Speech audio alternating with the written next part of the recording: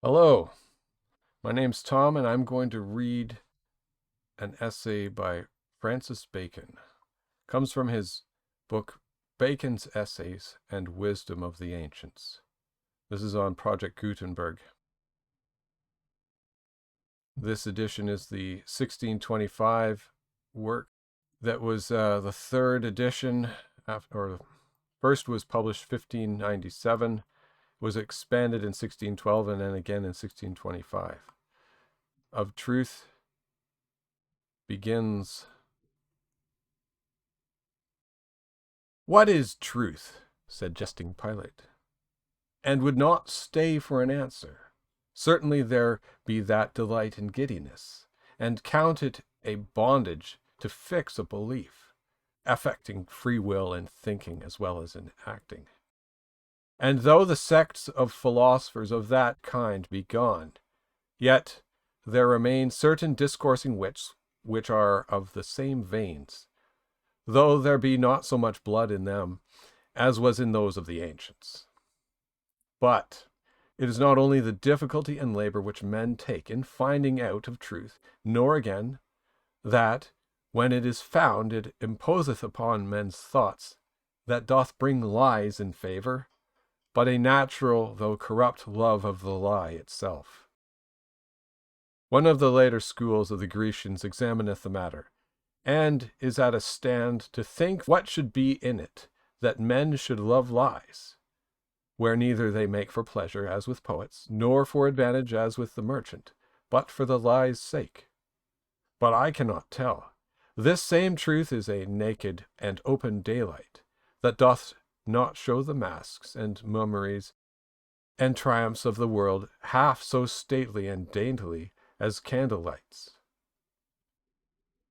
Truth may perhaps come to the price of a pearl, that showeth best by day, but it will not rise to the price of a diamond or carbuncle that showeth best in varied lights. A mixture of a lie doth ever add pleasure. Doth any man doubt that if there were taken out of men's minds vain opinions, flattering hopes, false valuations, imaginations, as one would, and the like, but it would leave the minds of a number of men poor shrunken things, full of melancholy and indisposition, and unpleasing to themselves? One of the fathers, in great severity, called poesy vinum daemonum, because it filleth the imagination, and yet it is but with the shadow of a lie.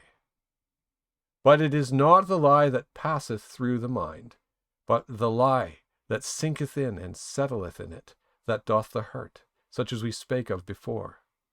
But howsoever these things are thus in men's depraved judgments and affections, yet truth, which only doth judge itself, teacheth that the inquiry of truth, which is the love-making or wooing of it, the knowledge of truth, which is the presence of it, and the belief of truth, which is the enjoying of it, is the sovereign good of human nature. The first creature of God, in the works of the days, was the light of the sense. The last was the light of reason.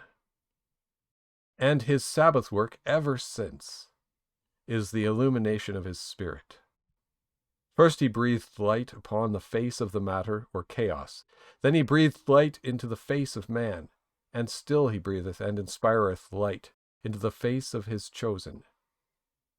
The poet that beautified the sect, that was otherwise inferior to the rest, saith yet excellently well, "It is a pleasure to stand upon the shore, and to see ships tossed upon the sea, a pleasure to stand in the window of a castle and see a battle, and the adventures thereof below.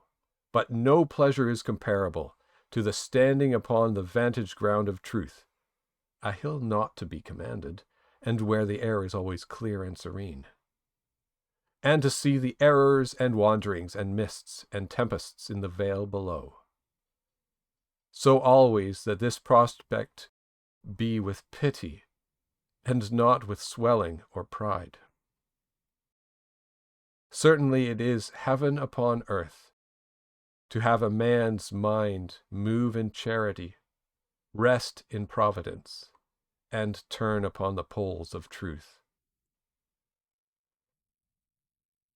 To pass from theological and philosophical truth to the truth of civil business, it will be acknowledged even by those that practice it not, that clear and round dealing is the honor of man's nature, and that mixture of falsehood is like alloy in coin of gold and silver, which may make the metal work the better, but it embaseth it.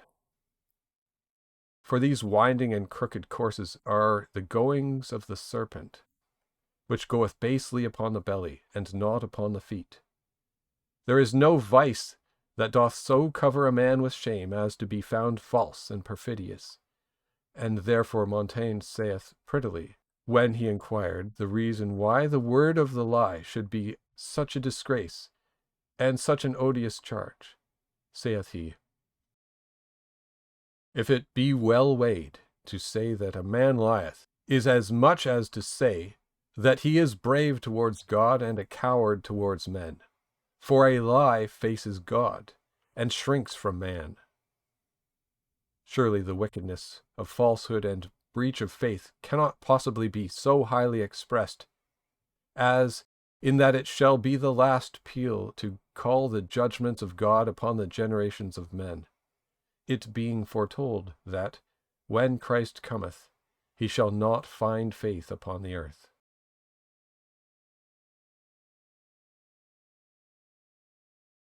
Some wisdom there to ponder, and I'm going to have to rewatch my own video here. The reading of this, there are elements in this that also come up in the writings compiled in by Elias Ashmole in Theatrum Chemicum Britannicum. I believe it's the Magistry of Alchemy. I haven't published it on this channel yet. It talks about the lie and men wandering blindly for lack of the truth, and others. There's so many philosophers that speak of truth. And this has been Francis Bacon's. Hope you enjoyed it.